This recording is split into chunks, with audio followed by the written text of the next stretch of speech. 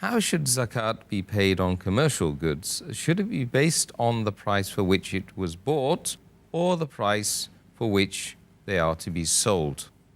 As far as a person who buys any article for his use, then but natural, whatever he buys, whatever the cost is, you have to take out the depreciation and pay zakat on that amount, depending on what it is.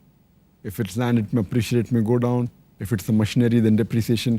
But this question is mainly for goods for trade.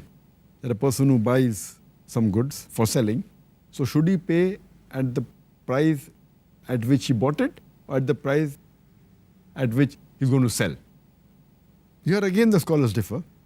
According to Sheikh Saleh Munajjid, he says that if you buy certain goods for selling, if you're a wholesaler, then take zakat on the price of wholesale that you're going to sell. If you're a retailer, then you take out zakat on the price at which you're going to sell on retail. And if you're doing both, then take a rough estimate and then take out zakat. But some of the scholars, they say that in retail, the profit margin is quite a lot, depending upon the good you're dealing in. If you're dealing with maybe buying and selling books, the profit margin in books is 40%, 50%, 60% also. So imagine if someone has large shop of books or a chain of bookstores, and if he purchases worth maybe $100,000 worth of books, when he sells, the selling price may be more than $200,000.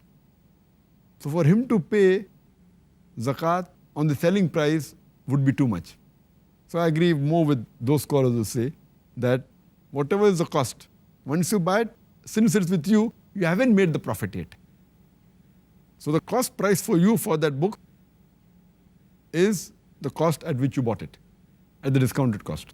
So if you're getting 50% discount, so whatever you bought it, that you pay zakat.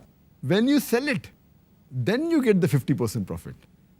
Or maybe many a time, the books aren't sold. So you have to keep a sale and then sell the book at 40% discount. Sometime you have to sell it at a loss. You purchase 50% discount but sell it at 60% discount. And especially you take out the books which are there lying with you for maybe 5 years or 6 years or 8 years.